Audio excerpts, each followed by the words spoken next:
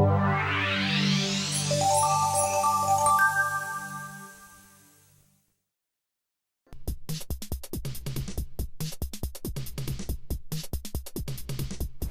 we have to pass the bill so that you can find out what is in it. But I was told it was somewhere online at 1:36 a.m. and we voted at 1:39 a.m. This is no way to run a government. Maybe there's a connection between why we can't solve our problems anymore and the complexity of the issues we face. Everywhere you look today, things seem to be getting more complicated. The U.S. tax code is now 74,000 pages, and the more you look at the Affordable Health Care Act, the more it starts looking like the tax code.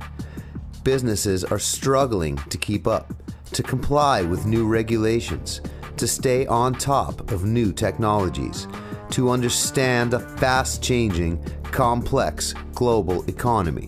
Whether we're talking about the energy industry, healthcare, manufacturing, finance, government, social service, education, or retail, every industry and person is under siege. According to Eric Schmidt, the former CEO of Google, there were 5 exabytes of information created by the entire world between the dawn of civilization in 2003. Now that same amount is created every 2 days. No wonder we're sort of overloaded. But this phenomenon isn't just happening in the United States. People are struggling with consequences of data overload and complexity everywhere. Rebecca Costa is the world's leading expert on complexity and collapse. In her book, The Watchman's Rattle, she contrasts the vast complexities that fill our lives and modern world. In that order, and I can improve my diagnosis. And try to understand if there is some pattern that would allow us to anticipate whether we were taking steps toward some collapse. Just take a look at how hard it's become to separate dangerous rebel factions from potential future allies. And what about climate change or overfishing the ocean? Can any one country make an impact if the others don't care? How about complex financial instruments which experts admit they can't understand and yet continue to invest in? Or new medical discoveries and drugs which doctors would have to invest 160 hours a week reading about in order to stay current? How are currencies valued today, and what's the right thing to do about immigrants who've lived in our country for 50 years? And what's the best way to educate our children in today's fast-changing world? With everything going digital, where does my right to privacy begin and end? And how does a company secure its data? It seems everywhere we turn, the complexities of our circumstance is growing. Our ability to understand what is happening is on the brink. Are we really equipped to use a smartphone that lets us store 200,000 apps? But what exactly is complexity? And more importantly, why is it dangerous? Rebecca Costa explains why. We're talking about 2 different clocks here. One clock that moves in million-year increments. That's the clock of evolution. 151 years ago, Charles Darwin discovered that evolution is very slow. And even if we need new features, for example, when I'm in my car, I need a couple of new appendages. I can't drive, drink my coffee, plug in my iPod and text, and I need those extra appendages, but they're not coming for billions of years. In that same way, our brains cannot necessarily adapt and develop new features in order to deal with the complexity that's changing in picoseconds. In a nutshell, as complexity grows, my odds of picking the right solution diminish. There are more wrong solutions than right ones, and every second the number of wrong ones is growing. But that's not all. The more complicated laws and codes become, the more difficult compliance becomes, and oversight too. In short order, things start to feel overwhelming, and they begin to unravel. But not for everyone. A successful company like General Electric can hire buildings of the top tax accountants and lawyers to find ways to legally avoid paying taxes despite being one of the richest corporations in the world. But where does that leave the fellow who self-files? Well, complexity makes it likely he will pay the highest tax bracket he falls under. The fact is, complexity favors the most resourceful in society, and history also shows that this creates predatory conditions. Companies and individuals who do not adapt to complexity are destined to fail.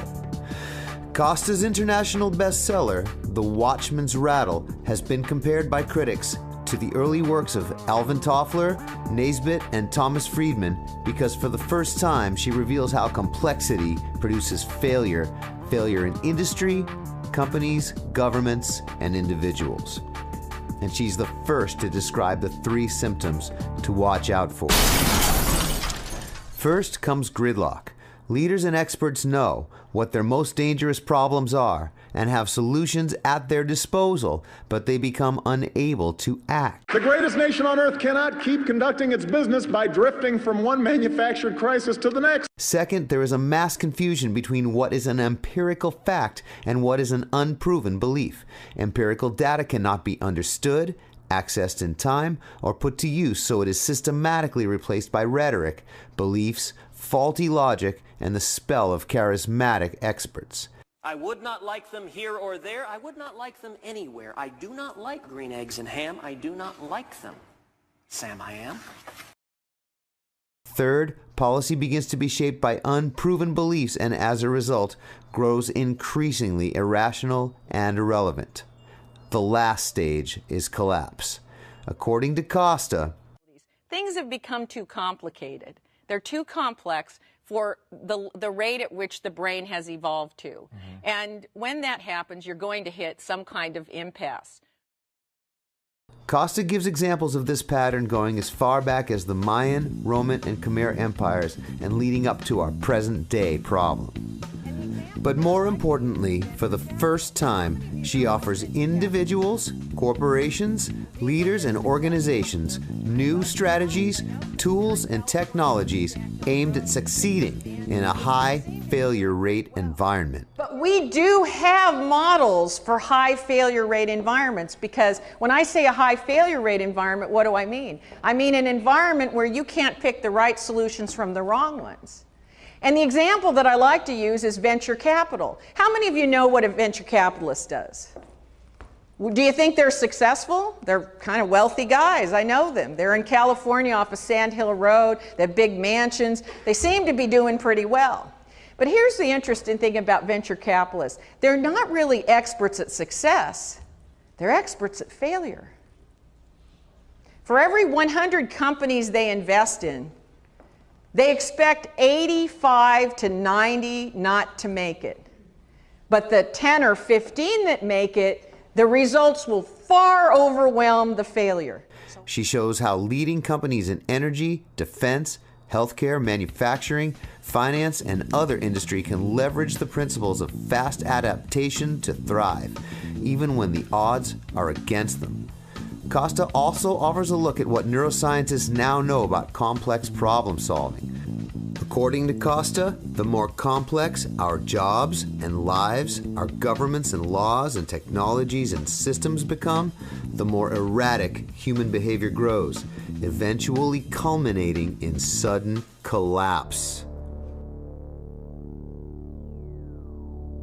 It's happened before, and it will happen again, unless we confront the biological limitations of the human organism itself and what it is and what is not capable of at this point in time. Don't be misled into believing that the challenges you face are economic or political in nature. Exploding complexity is at the heart of our gridlock, and there are successful ways to overcome gridlock and succeed. Get the Watchman's Rattle before it's too late. And find out why over 3 million listeners tune in each week to the Costa Report, a program for thinking people, because it is dedicated to getting more facts into the public dialogue.